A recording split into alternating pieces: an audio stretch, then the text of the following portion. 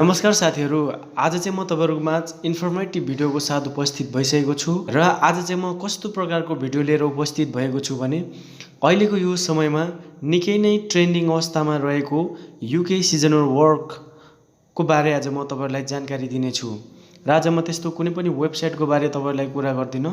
आज मात्रै म युके सिजनल वर्कको लागि एप्लाई गर्ने बारे के कागजात चाहिन्छ र के डकुमेन्टहरु चाहिन्छ र आवश्यक कागजातहरुको बारेमा तपाईहरुलाई कुरा गर्नेछु। र भिडियो सुरु गर्नुभन्दा अगाडि तपाई यो च्यानललाई सब्स्क्राइब गर्नुभएको छैन भने कृपया यो च्यानललाई सब्स्क्राइब गरेर सपोर्ट गरिदिनुस् र छेउमै रहेको बेल आइकनलाई प्रेस गरिकन अल नोटिफिकेसन अन गरिदिनुस् ताकि यस्तै म इन्फर्मेटिभ भिडियोहरु अपलोड गरिरहनेछु र त्यस भिडियोको नोटिफिकेसन तपाईलाई टाइममै मिल्नेछ।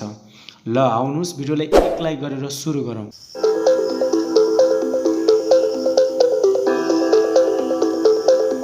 र फर्स्टमा तपाईहरु युके सिजनल वर्कमा एप्लाई गर्न चाहनुहुन्छ भने सबैभन्दा फर्स्टमा चाहिने कुरा भनेको तपाईहरुको सीवी र कभर लेटर। र यो सीवी र कभर लेटर कसरी बनाइन्छ भन्ने मैले अगाडिको भिडियोमा मैले बनाइसकेको छु र तपाईले आई बटनमा सो भएको भिडियोलाई पनि क्लिक गरेर हेर्न सक्नुहुनेछ र म लास्टमा इन स्क्रिनमा पनि भिडियो राख्दिने छु र तपाई त्यहाँबाट नि हेर्न सक्नुहुनेछ। र फर्स्टमा तपाईको एउटा राम्रो खालको कभर लेटर र सीवी चाहिन्छ र त्यसपछि तपाईलाई के चाहिन्छ भने तपाईसँग भ्यालिडेट पासपोर्ट चाहिन्छ। उमेरको कुरा गरौँ र तपाई 18 वर्षदेखि माथि हुनुपर्ने हुन्छ र 40 वर्षदेखि मुनि हुनुपर्छ र यति भइसकेपछि तपाईले युके सिजनल वर्कको लागि तपाईले एप्लाई गर्न सक्नुहुनेछ। र युके सिजनल वर्कमा कसरी लान्छन् त यसबारे कुरा गरौँ। र युके सिजनल वर्कमा तपाईले थर्ड पार्टीलाई कुनै पनि चुज नगर्नुस्। यो भनेको तपाईले आफै सेल्फ गर्नुपर्ने हुन्छ, वेबसाइटबाट गर्ने हो सबै कुरा। थर्ड पार्टीहरुले पनि तपाईको वेबसाइटबाट भर्दिने हो र उनीहरुले झुलाउँछन् आउँछ भनेर तपाईलाई झुलाउँछन् र कहिले आउँछ आउने फिक्स हुँदैन। तपाई यो कुरा पनि बुझ्नुस् कि एप्लाई गर्ने बित्तिकै पर्छ भन्ने ग्यारेन्टी हुँदैन। थर्ड पार्टीले गर्दै पनि एप्लाई गरिसकेपछि आउन पनि सक्छ आउन पनि सक्दैन। थर्ड पार्टीबाट तपाईले एप्लाई गर्नुभएको छ भने यदि आइहालेछ भने तपाईलाई दरै पैसा लिन्छ र थर्ड पार्टीबाट तपाईले कुनै हालत पनि प्रोसेस नगर्नुस्।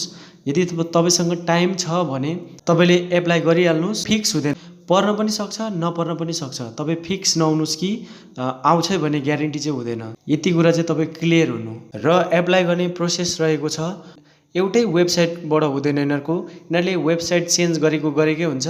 हामी तपाईहरुलाई यो वेबसाइट आएको छ भने तपाईलाई जानकारी दिन्छौं। यस्तै भिडियो मार्फत तपाईलाई हामी जानकारी दिनेछौं र त्यस जानकारी अनुसार कुन वेबसाइटबाट लगिरहेको छन् र कसरी फर्म एप्लाई गर्ने म तपाईलाई नयाँ वेबसाइट आउने बित्तिकै तपाईलाई म जानकारी दिने नै छु।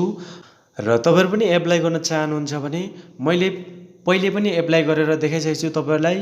मैले भिडियोहरु बनाइसकेको छु, धेरै वेबसाइटबाट एप्लाई गर्न सिकाइरहेको छु।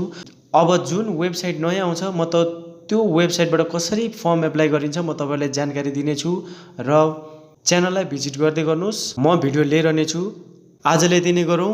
भिडियो कस्तो लाग्यो, भिडियो मन पर्यो भने कृपया भिडियोलाई लाइक गरिदिनुस् र च्यानलमा नयाँ हुनुहुन्छ भने च्यानललाई सब्स्क्राइब गरिदिनुस् र यस्तै खालको भिडियोहरु म अपलोड गरिरहने छु। मैले चाहिँ के भन्न चाहेको छु भने तपाईहरुलाई भ्रममा नपर्नुस्। मैले तपाईहरुलाई सबै कुरा भनिसकेको छु, क्लियर हुनुस्। नयाँ वेबसाइट आउने बित्तिकै म तपाईहरुलाई भिडियो बनाएर तपाईहरु माझ म आउने नै छु।